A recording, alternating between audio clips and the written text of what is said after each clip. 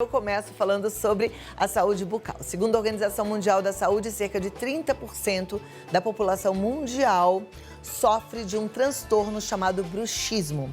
É um hábito em que os pacientes pressionam fortemente a mandíbula enquanto dormem. No Brasil, a situação é ainda pior. Os dados apontam que o problema atinge 40% da população. Agora, apesar de ser um transtorno comum, muita gente nem sabe que tem esse problema. E para nos ajudar a identificar, ensinar como é que a gente vai tratar, é que eu converso com ela, que é odontologista, especialista em endodontia, doutora Alessandra Gazzola. Como vai, doutora? Tudo bem? Tudo bem com você? Gente, eu tenho que falar, não parece uma dentista, parece uma miss, né? Olha que linda, doutora. Muito obrigada, mas eu dei um tapinha hoje por entrevista, né? Ah, gente, mas até parece que... Só da gente olhar, a gente sabe que é linda com ou sem maquiagem, né? Meus parabéns. Muito obrigada. Agora, vamos falar de bruxismo, né? Eu queria, antes de entender como é que trata, né, saber se é perigoso. O bruxismo é um problema? É um problema porque ele pode causar diversos danos, desde danos no dente, que aí é onde entra a nossa parte, nós dentistas tentamos minimizar esses danos no dente, e também pode causar muita dor, dor muscular, dor de cabeça, então é um problema. Ok, então a gente vai precisar entender como é que a gente vai tratar esse problema, né, doutora? Sim. Bom, vamos lá. Pode falar. Não, que tem diversas formas. Tratar, a gente fala que, na verdade, o bruxismo, ele não tem tratamento, é como se fosse uma diabetes, a gente tem que viver controlando, então a gente tem que sempre ver como vai controlar isso, e tratar, infelizmente, não tem tratamento. Ok. Eu falei ainda há pouco que 40% da população mundial sofre de bruxismo. Tem alguma causa? É hereditário? Tá ligado ao estresse? Como é que é isso? Na verdade, são várias causas, a gente fala que é multifatorial, ou seja, várias causas associadas, e é uma das partes mais difíceis, a gente não consegue falar isso. Então, até por isso não tem um tratamento, a gente tem que ir estudando e avaliando, porque existe sim uma questão genética, como você falou, hereditária, existe uma questão sistêmica, então algumas outras questões sistêmicas, como por exemplo um refluxo, pode interferir, e existe a questão emocional, que também é bastante forte, estresse, ansiedade, então são várias causas e não só uma. Ok. A pessoa normalmente ela já nasce com esse transtorno ou ela desenvolve ao longo da vida?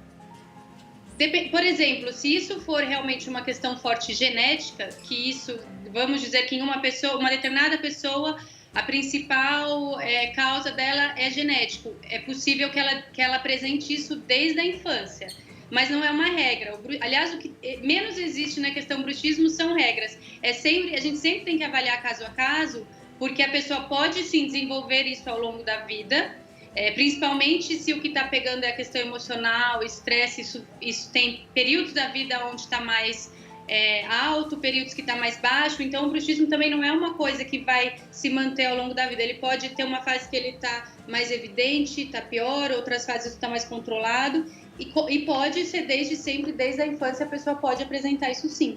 Ok. Como você disse que muita gente nem sabe que tem bruxismo, como é que a gente pode desconfiar da possibilidade de um bruxismo? Tem alguns sinais, principalmente na boca, e alguns sintomas que a pessoa relata que fazem a gente começar a desconfiar e a investigar um pouco mais.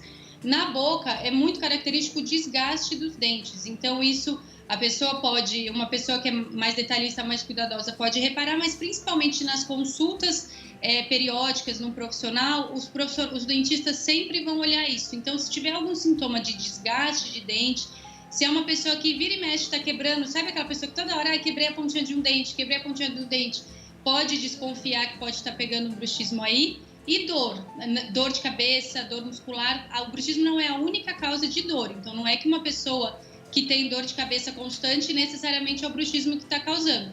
Mas pode investigar que também é um sintoma bem frequente em quem tem. E também uma coisa bem característica, a pessoa que acorda com uma sensação de cansaço. Então ela acorda já cansada, com uma dor aqui, como se tivesse trabalhado, mastigado a noite inteira, também é bem característico. Ok.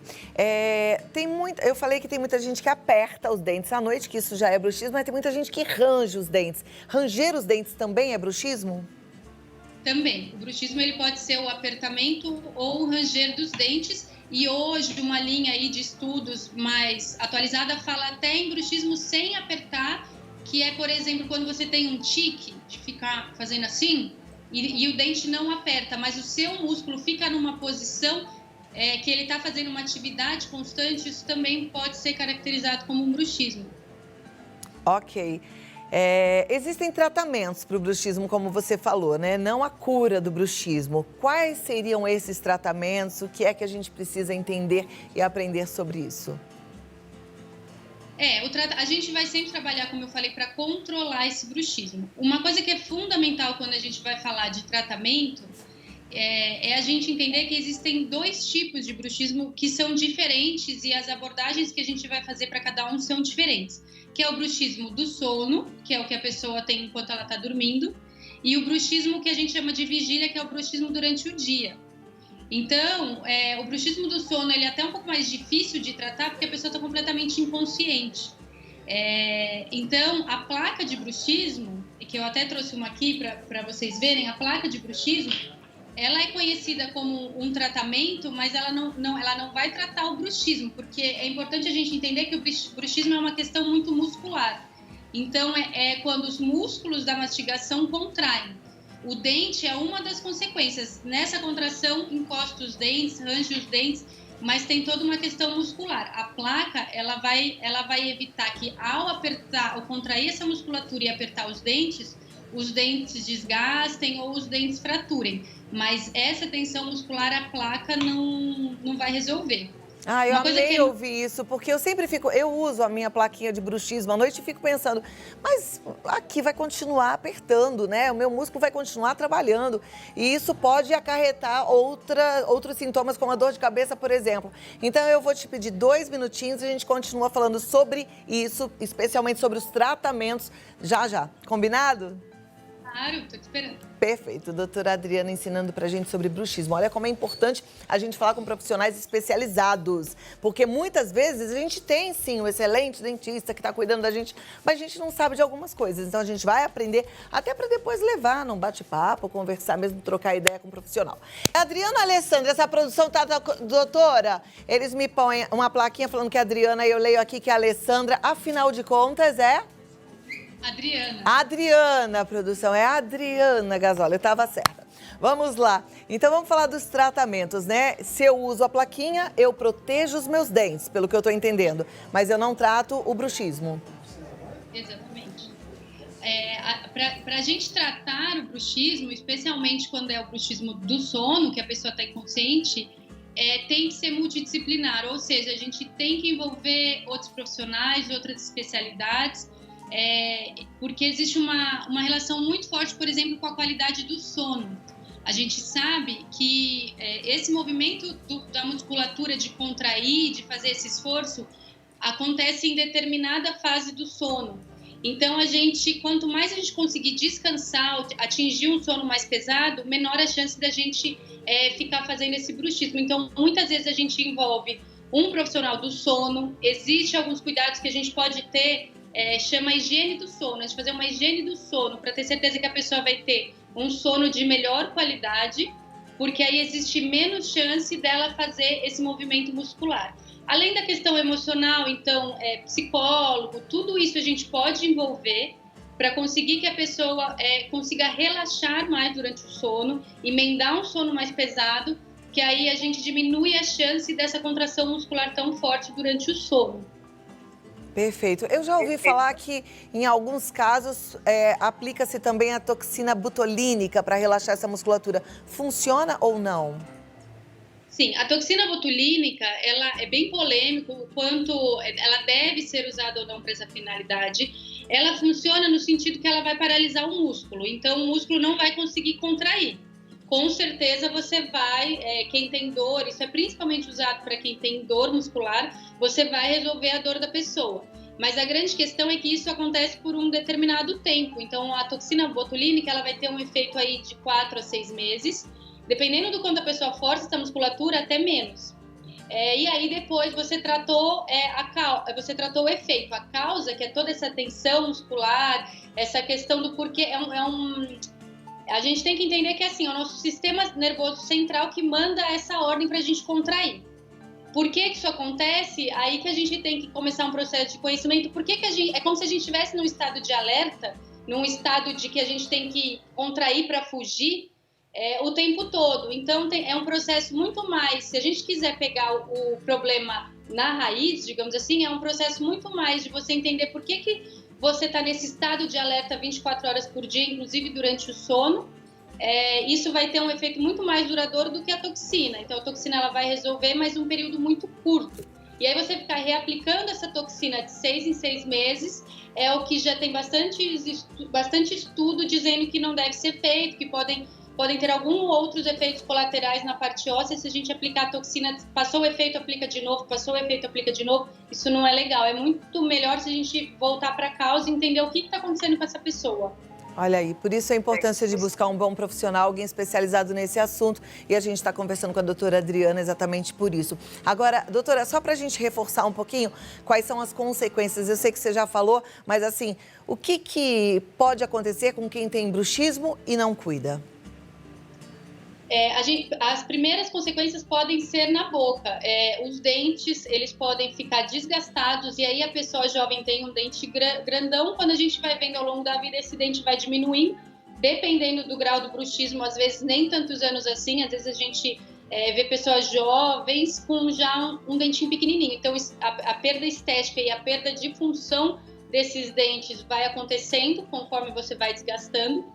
Isso quando o dente não quebra. Então, é comum, e nessa pandemia eu recebi bastante gente que quebra o dente, às vezes, no meio. Dependendo de como você quebrar esse dente, se ele quebrar, inclusive a raiz, você perde o dente. Aí a gente tem que extrair o dente, pensar num implante, pensar numa prótese, porque a pessoa realmente ela chega a perder um dente por conta dessa sobrecarga. O dente foi feito para aguentar uma carga e quando você faz tanta força assim, ele tem que aguentar muito mais carga que às vezes se ele não está preparado ou até se ele já está mais fragilizado com tratamento de canal, por exemplo, ele pode fraturar.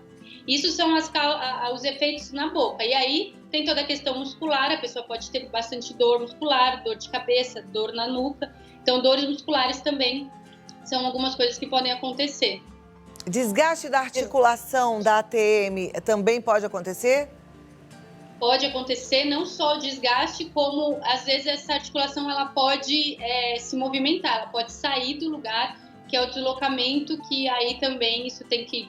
Quando acontece isso, a pessoa sabe, porque ela vai sentir, isso dói, e ela vai correr para um profissional que vai tentar reposicionar e começar um tratamento um pouco mais longo, com multidisciplinar, como eu falei, vários profissionais tentando resolver essa questão desse bruxismo, mas pode ter um efeito sim na articulação também. Aqueles estalos, quando a pessoa abre e fecha, que estala e às vezes isso dói, também pode acontecer. E uma coisa que eu não falei, a pessoa pode começar a sentir dor, às vezes até para mastigar. Então toda essa musculatura e a articulação, ou uma das coisas dolorida, às vezes quando a pessoa vai comer uma carne, uma coisa mais dura, ela pode ter dor, isso pode também influenciar na mastigação.